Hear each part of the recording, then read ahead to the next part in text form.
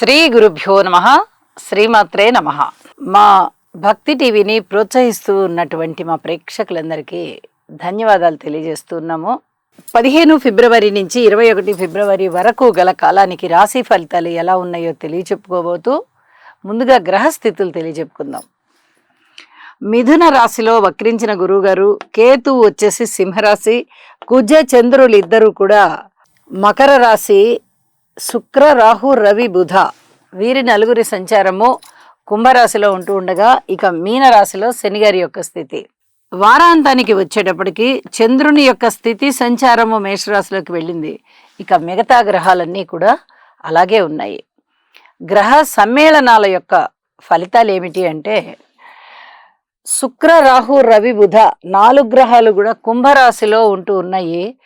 ఇందులో రవి రాహు శుక్ర రాహు ఫలితాలని మనము చాలా స్పష్టంగా తెలియజెప్పుకోవాలి. అవి చాలా ముఖ్యమైనవిగా కూడా తెలియజెప్తున్నాను.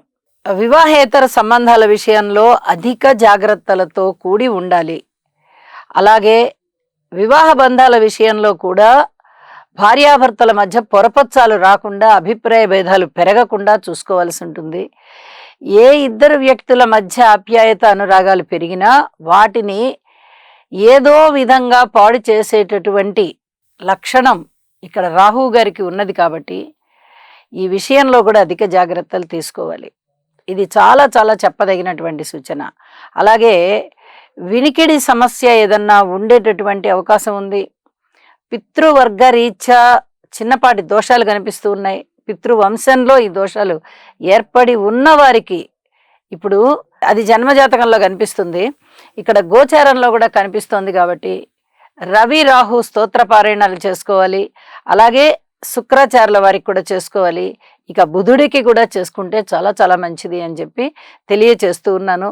తప్పనిసరిగా రాశితో సంబంధం లేకుండా, నక్షత్రంతో సంబంధం లేదు, తప్పనిసరిగా ఇది ప్రతివారు ఆచరించడం అనేది వారి వారి యొక్క ప్రశాంత జీవితానికి దోహదపడుతుంది అని చెప్పి తెలియజేస్తూ ఉన్నాను. అలాగే గ్రహాల దృష్టుల దగ్గరికి వచ్చేటప్పటికి గురువుగారి యొక్క దృష్టి శుక్ర రవి రాహు బుధుల మీద పడుతుంది. ధనయోగాలు బాగా పెరుగుతాయి. అడ్మినిస్ట్రేషన్ కెపాసిటీ బాగా పెరుగుతుంది. అలాగే నాలెడ్జ్ బాగా పెరుగుతుంది. విద్య బాగా వస్తుంది. ఏదైనా కానీ ఒక పని పట్టుకున్నారంటే దానిని విజయం వైపుగా తీసుకెళ్ళిపోతారు. అలాంటి పరిస్థితి కనిపిస్తోంది. ఈ కుంభరాశిలోని 4 గ్రహాల సంచారం పైన గురువుగారి యొక్క దృష్టి శుభ ఫలితాలనే ఇస్తోంది. అయితే ఇది శుభాశుభ మిశ్రమం అన్నమాట. ఇటు శుభ ఫలితాలు ఉంటాయి గురువుగారి దయ వల్ల, ఆశీర్వచనం వల్ల, దృష్టి వల్ల. అటు అశుభ ఫలితాలు కూడా ఉంటాయి రాశిలో 4 గ్రహాల సంచారం వల్ల. కాబట్టి రెండిటినీ కూడా సమతౌల్యంగా తీసుకోవాల్సిందిగా మా ప్రేక్షకులందరికీ తెలియజేస్తూ ఉన్నాను. ఇక కుజ చంద్రుల యొక్క కలయిక ఇక్కడ జరుగుతూ ఉంది. మకర రాశిలో కుజుడు ఉచ్చలో ఉన్నారు. చంద్రుడు కుజుడితో పాటు కలిసి తన రాశిని చూసుకుంటూ ఉన్నారు. అయితే ఈ కుజ చంద్రుల కలయిక చేదు పదార్థాలకి సంబంధించి ఏవైనా వ్యాపారాలు చేసేవారికి బాగుంటుంది. అలాగే తల్లిగారి పట్ల కొంచెం ఏదో ఒక వ్యతిరేక భావన ఏర్పడడమో, లేకపోతే అమ్మే కదా అనే ఒక అలుసు ఏర్పడడమో, ఇలాంటివి కొంచెం తేలిక భావాలు ఏర్పడడానికి అవకాశం ఉంది. కొన్ని రకాల జాగ్రత్తలు తీసుకోండి. మాతృవర్గ రీత్యా అలాంటి ఆలోచనలు అయితే అసలు ఉండకూడదు.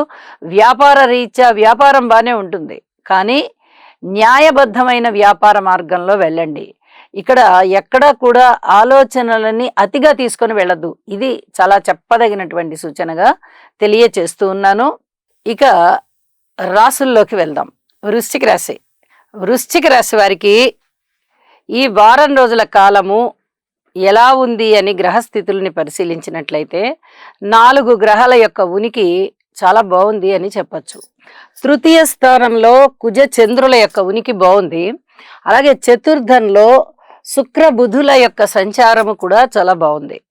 ఇక్కడ చెప్పవలసినటువంటి ముఖ్య విషయం ఏంటంటే, శుక్రాచార్యుల వారు రవి రాహుతో ఉన్న కారణం చేత, రవి గారు కూడా రాహు గారితో ఉన్న కారణం చేత ఇక్కడ చాలా వరకు ఇబ్బందులు కనిపిస్తూ ఉన్నాయి.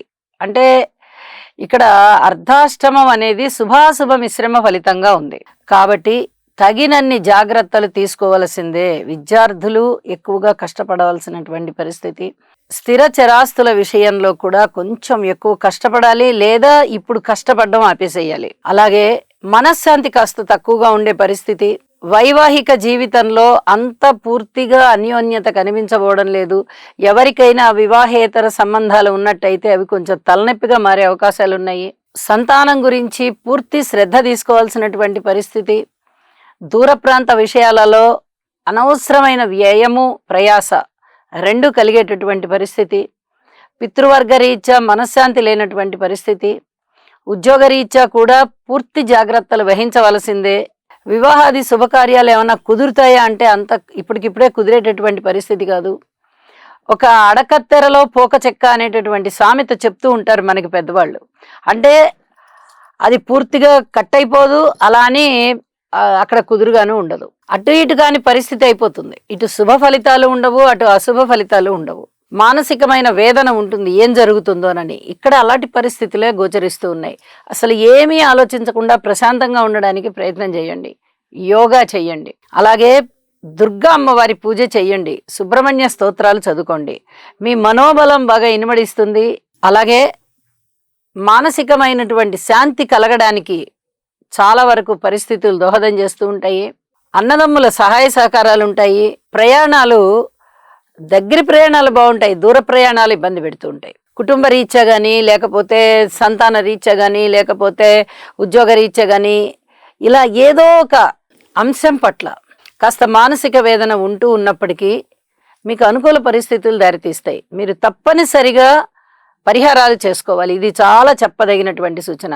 పెద్ద గ్రహాలు ఏవి కూడా అనుకూలంగా లేవు. శనిగారు కానీ, రాహువు కానీ, గురువుగారు కానీ, కేతువు కానీ, వీళ్ళ నలుగురు కూడా అసలు ఏమాత్రం అనుకూలించకపోతూ ఉన్న కారణం చేత ఇక్కడ ఇబ్బందులు అనేవి అలాగ కనిపిస్తూ వెళ్తున్నాయి.